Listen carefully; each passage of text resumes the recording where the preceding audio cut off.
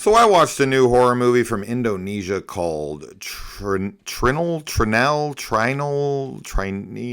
I have no idea how to pronounce this. I know that the full title is something like Give Me Back My Body, I think is what it is. Anyway, I watched this days ago, like almost a week probably, and I completely forgot to review it. I completely forgot about it. That doesn't bode well, right? To start, so I guess we'll start there.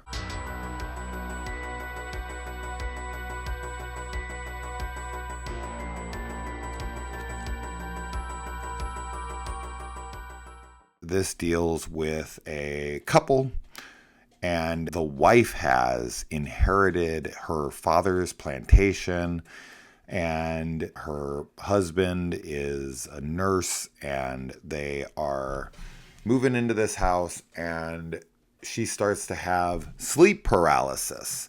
And then, of course, this sleep paralysis turns into something more sinister. We deal with a floating head here.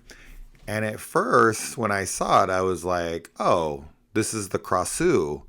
And then, as the more I looked at it, I realized there was no internal organs hanging from the head. And so I was like, oh, this is not the Krasue, because I know that the Krasue is something that's like prevalent in the lore or the folk tales of like Southeast Asia. And Indonesia, while it is south, it is like really south, like all the way almost down by Australia.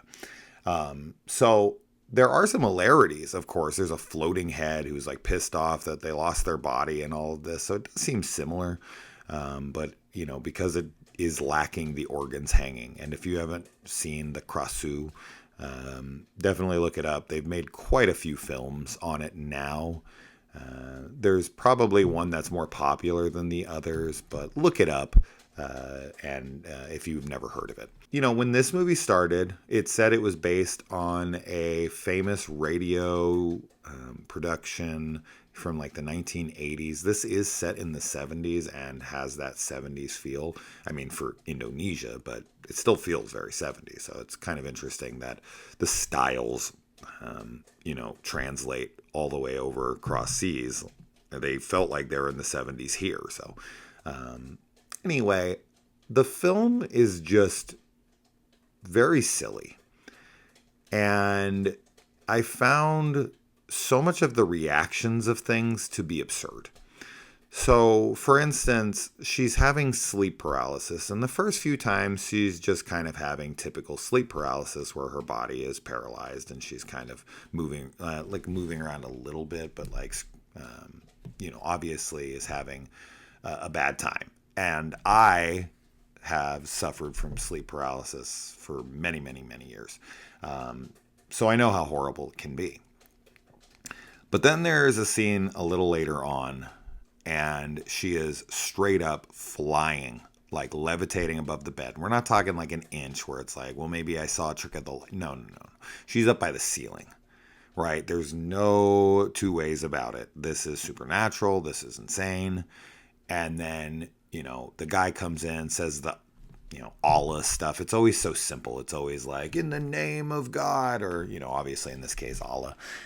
And that stuff is always eye-rolly to me. I really just think that stuff is so lazy. I know that for this region, right, this country, this makes perfect sense.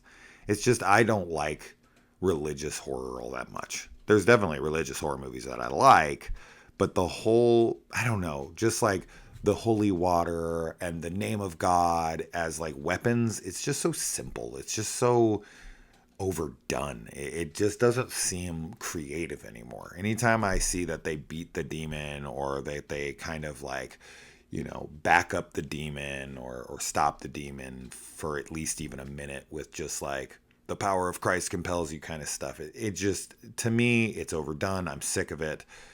We need to move on from that because it's just not creative. It's not interesting. It doesn't make for anything entertaining or unique. It's just trite at this point for me. And it kind of always has been. And then there's another scene where the main guy goes to visit an old friend who he knew in like middle school. And they don't even really know each other. Like when they see each other, he's like, doesn't even recognize them. And then he's like, oh yeah, you were the smartest kid in class kind of thing. But right before that, there's a girl who straight up goes like Evil Dead. She is some like mental patient in the hospital, and she comes out into like the waiting area, and she gets up like spider walk like Reagan in The Exorcist. And her eyes completely go white. Her face gets all these like black veins in it or whatever. It's like she's clearly possessed. And everyone in the waiting area is like off put by this. And he comes out and he kind of talks her off the ledge, says whatever. And then she's like, hauled off by people. And just the way everyone reacts, they kind of just go back about their business. And I think that's what it is. I mean, you could argue that the people in this, like the universe that this is set in, supernatural occurrences are commonplace. And people are just kind of like, this is old hat. But that's not really how it presents, because the way our main character reacts to all of this stuff is like, in some ways, it feels like he's seen it all before because of some of the lack of reactions. Like, for instance, when she goes up off the bed and crashes back down, then there's a guy who helped him who's in the room. And she's like, what is he doing in my room? Get him out of here. And like pushes him out. She's like, you can't have people in here. And he's like he kind of tries to say something. He's like, well, honey, you, and she's like, no. And, just says a couple things, nothing really. And then he just shuts up and then lets everyone go back to their life. It's like, dude, if you saw your wife levitating off the bed, it would destroy your entire world. You would never let it go. You wouldn't let her talk. You would be like, no, you have to understand what I just saw. Babe, this is insanity. Like, we need to go and get every kind of help imaginable. We need, like, you would not just let it go. You would not just go, okay, like, let's go to bed. That kind of stuff is absolutely insane. And so a lot of like the reactions to stuff. Now, as far as the monster goes in this, it is CGI with the head kind of floating around at times. But, I did quite like the appearance of the antagonist in this, especially when it's in its full form. I actually found that to be pretty reminiscent of some kind of 80s prosthetics and aesthetics. So I did like that. It's a little too late at that point, because that's at the end of the film, and I had already dealt with a lot of hammy acting. It really felt almost like a kid's movie with how people acted and how the movie played out. That's how it felt. It felt like a family film a lot of the times. It felt too silly, and everyone's reactions were too goofy and unbelievable. But then they're trying to do these like really serious toned moments and these jump scares and everything. And I don't know and I've watched a lot of Indonesian horror, and while it can be a little more playful at times, there's also plenty of others that are super dark. I didn't hate this. I was entertained, but I was always kind of going back and forth between rolling my eyes, checking out a little bit, then being like, oh, that was kind of cool, or like, oh my God, that was ridiculous. That was kind of funny. So I don't think it's a horrible watch. I think that it's like a decent thing to throw on, but not something to take seriously. And there's this kind of like convoluted explanation of everything that's going on. And then there's this like very big surprise death that I really did not see coming. And it kind of felt like it came out of nowhere. And I don't know if that was in a good way or not, but I'm not going to lie. I was going in and out of caring, and in doing so, because it is a subtitled film, I can play around with my phone a little too much when I'm not feeling a film as much, and therefore I lose the plot a bit. So when they were doing these explanations, I was slightly confused. There was a couple moments where I was like, wait, what? What's happening now? Why is this person this now?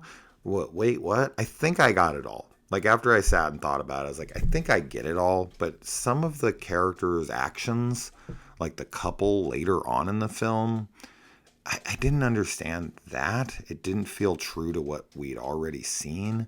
So I don't know. As I said, I think just like character decisions, actions, that can really hurt a film for me.